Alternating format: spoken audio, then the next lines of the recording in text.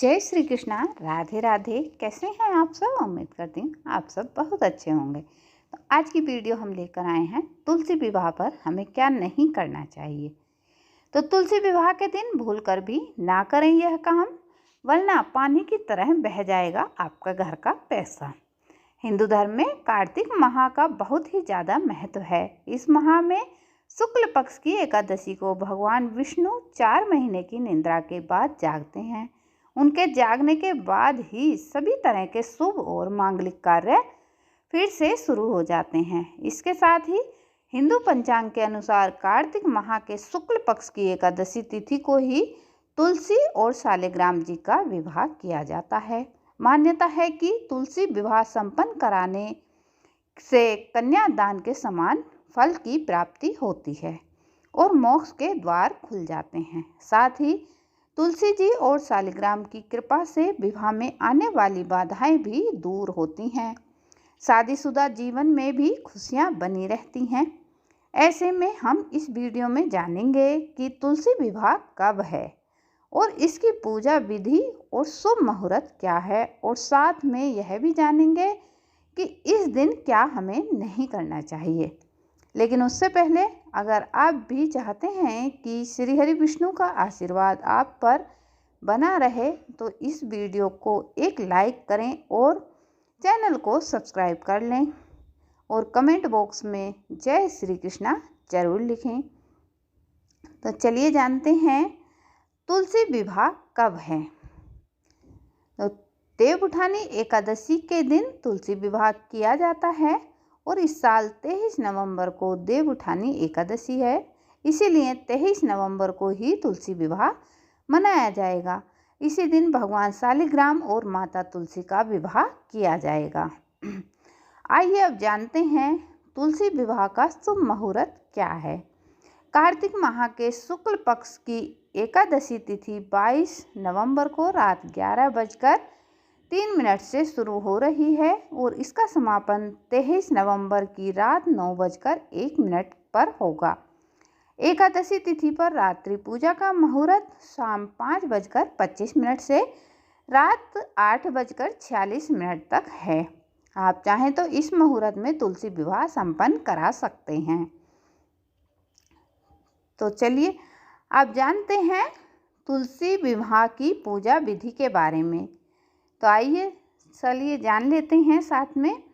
Number 1, तुलसी विवाह के लिए सबसे पहले लकड़ी की एक साफ चौकी पर आसन बिछाइए और नंबर 2, गमले को गेरू से रंग दें और चौकी के ऊपर तुलसी जी को स्थापित करें।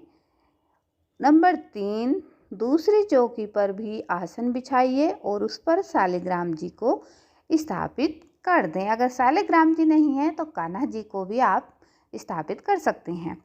नंबर 4, दोनों चौकियों के ऊपर गन्ने से मंडप सजाइए। नंबर 5, अब एक कलश में जल भरकर रखें, उसमें 5 या 7 आम के पत्ते लगाकर पूजा स्थल पर स्थापित करें।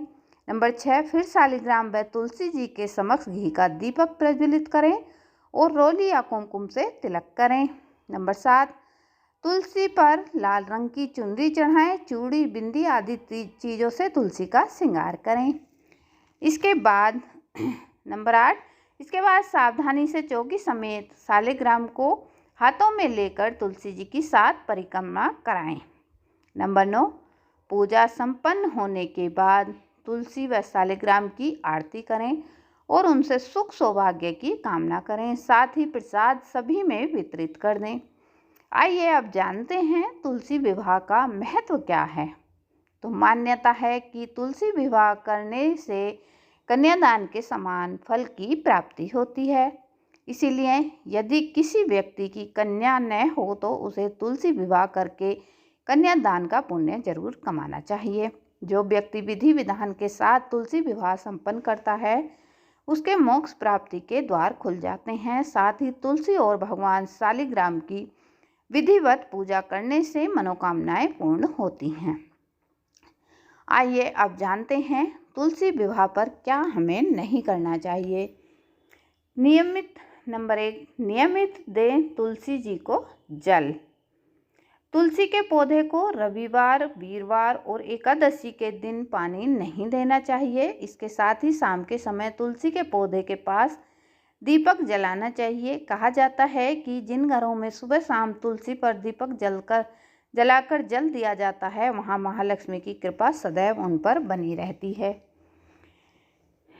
नंबर 2, श्री हरि विष्णु की पूजा करते समय किसी भी प्रकार की तामसिक वस्तु का प्रयोग नहीं करना चाहिए। नंबर 3, गठबंधन के लिए लाल चुनरी और पीला कपड़ा ही लें। भगवान श्री हरि विष्णु की छवि के चारों ओर पीला भाग और तुलसी के पौधे पर लाल पक्ष रखें। नंबर 4, कन्यादान के लिए अपनी हथेली में कुछ अक्षत और दक्षिणा जरूर रखें और इसे भगवान श्री हरि विष्णु को अर्पित करें। नंबर 5, ध्यान रखें कि इस दिन तुलसी पर जल न चढ़ाएं, क्योंकि देवी भगवान विष्णु के लिए निर्जला व्रत रखती हैं। नंबर 6, तुलसी की पत्तियां चंद्रग्रहण, सूर्य के छिपने के बाद, एकादशी और रविवार के दिन नहीं तोड़नी चाहिए। इसलिए श्री हरि विष्णु के भोग के लिए पहले ही तुलसी तोड़ लें। नंबर 7, इस दिन गुस्सा ना करें और छोटे बड़ों से मधुर वाणी में बात करें। नंबर 8, इस दिन मांस, लहसुन, प्याज, मसूर की दाल आदि चीज़ों से दूरी बनाकर रखें। नंबर 9, रात्रि को पूर्ण ब्रह्मचर्य का पालन करें और भोग विलास से दूर रहें। नंबर 10, तुलसी का पौधा लगाते समय इस बात का ध्यान रखें कि वह दक्षिण दिशा में न हो, इसे अशुभ माना जाता है। नंबर 11, तुलसी का पौधा हमेशा गमले में लगाना चाहिए। कहा जाता है कि जमीन पर तुलसी का पौधा लगाने से अशुभ फल मिलता है। नंबर 12, अगर आवश्यक ना हो तो तुलसी के पत्तों को नहीं तोड़ना चाहिए। घर में तुलसी के पौधे की ठीक से देखभाल हमें करनी चाहिए। नंबर 13, रविवार, सूर्य ग्रहण, चंद्र ग्रहण और सूर्यास्त के बाद तुलसी के पत्ते कभी भी हमें नहीं तोड़ने चाहिए। नंबर 14, अगर आपने घर में तुलसी का पौधा लगाया है तो उसकी उचित देखभाल करना जरूरी है। ध्यान रखें कि यह सूख न जाए और यदि मर जाए तो तुरंत उसी स्थान पर एक नया पौधा लगाएं। सूखे पौधे को कूड़ेदान में न फेंकें बल्कि नदी में छोड़ दें। नंबर 15, तुलसी का अपमान नहीं करना चाहिए। जिस घर में तुलसी लगी हो वहाँ उसकी रोज़ पूजा करनी चाहिए, क्योंकि यह माना जाता है कि इसे पूजने वाला व्यक्ति स्वर्ग में जाता है। नंबर 16, शिवलिंग पर तुलसी की पत्ती नहीं चढ़ाई जाती हैं। पौराणिक मान्यताओं के मुताबिक जलांधर नाम का एक असुर था जिसे अपनी पत्नी की पवित्रता और श्री हरि विष्णु जी के कवच की वजह से अमर होने का वरदान मिला हुआ था, जिसका फ़ायदा उठाकर वह दुनिया भर में आतंक मचा रहा था, जिसके चलते भगवान श्री हरि विष्णु और भगवान शिव ने उसे मारने की योजना बनाई। पहले भगवान विष्णु से जलंधर से अपना कृष्ण कवच मांगा, फिर भगवान विष्णु ने उसकी पत्नी की पवित्रता भंग की, जिससे भगवान शिव को जलंधर को मारने का मौका मिल गया। जब वृंदा को अपने पति जलंधर की मृत्यु का पता चला तो उसे बहुत दुख हुआ, जिसके चलते गुस्से में उसने भगवान शिव को शाप दिया कि उन पर तुलसी की पत्ती कभी नहीं चढ़ाई जाएगी। यही कारण है कि शिव जी की किसी भी पूजा में तुलसी की पत्ती नहीं चढ़ाई जाती है। नंबर 17, तुलसी के पौधे को घर के अंदर नहीं लगाया जाता है। ऐसा कहा जाता है कि तुलसी के पति की मृत्यु के बाद भगवान विष्णु ने तुलसी को अपनी प्रिय सखी राधा की तरह माना था। इसीलिए तुलसी ने उनसे कहा कि वे उनके घर जाना चाहती हैं, लेकिन भगवान विष्णु ने उन्हें मना कर दिया और कहा कि मेरा घर लक्ष्मी के लिए है, लेकिन मेरा दिल तुम्हारे लिए है। तुलसी ने कहा कि घर के अंदर न सही, बाहर तो उन्हें स्थान मिल सकता है, जिसे भगवान विष्णु ने मान लिया। तब से आज तक तुलसी का पौधा घर और मंदिरों के बाहर लगाया जाता है। नंबर 18, तुलसी विवाह के दिन तुलसी जी को सभी श्रृंगार की चीज़ें चढ़ाना ना भूलें। नंबर 19, तुलसी विवाह के दिन अगर आप अपने व्रत रखा है तो आपको इस दिन किसी को अपशब्द नहीं बोलना चाहिए। नंबर 20, तुलसी विवाह के दिन घर में लहसुन और प्याज का उपयोग नहीं करना चाहिए।